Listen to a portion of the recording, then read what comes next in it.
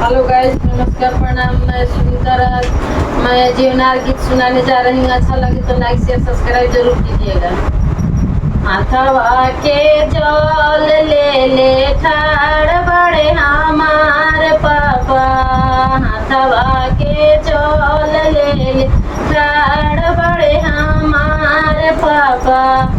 रची रची के पौआ पखारी हमारो समाधियो।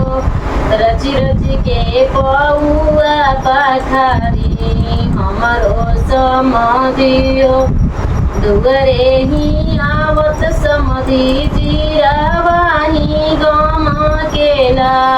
दुगरे ही आवत समधि जीरावाही गम केला।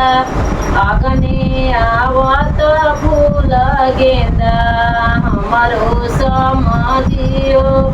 आगने आवत फूल गेंदा हमारो समाधियो।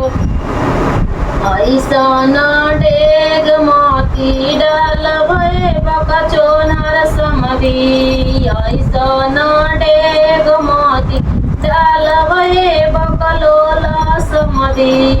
जीरवा में धाका जनी लागे हमारो समधियो। जीरवा में धाका जनी लागे हमारो समधियो।